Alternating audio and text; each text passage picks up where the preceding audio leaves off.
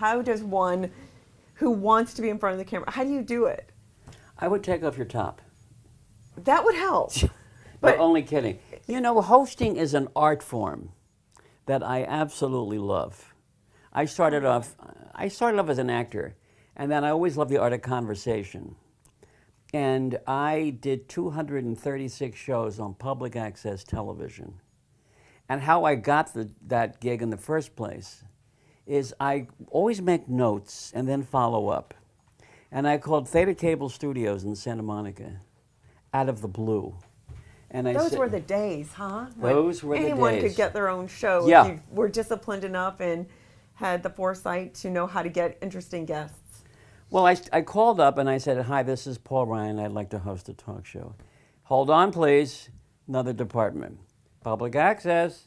Yeah, hi, this is Paul Ryan. I'd like to host a talk show. And the girl said, fine. When would you like to start? I didn't know what she was talking about. Because in show business, it's always Yes, of course. we'll call you, we'll leave a message. So I said, what do you mean? She said, well, it's available to the public. So I said, I'll be down in half an hour. So I went down, there were 3 little Motley cameras in there, and I thought, this is a possibility.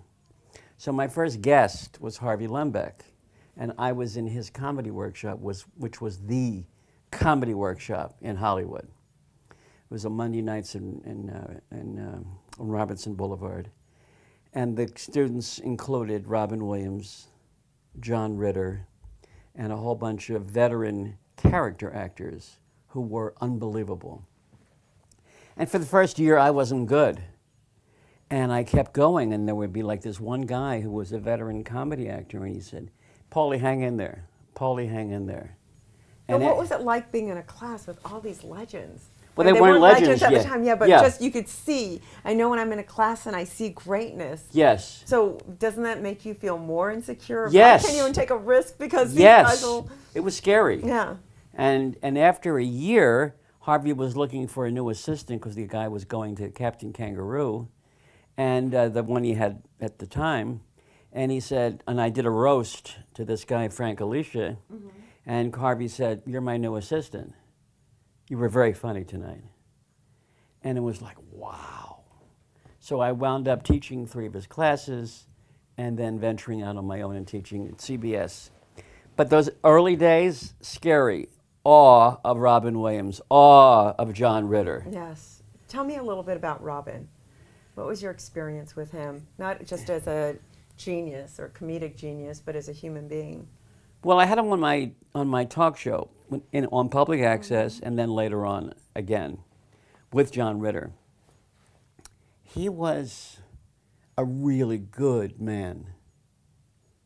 He was generous in spirit.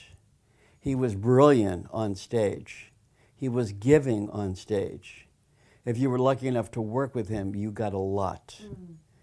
And all those people now who were in the class and subsequent classes have all emailed me because they're all very upset because they've lost somebody that was in the beginning of their career who inspired them tremendously. So inspiration is amazing when you work with great people.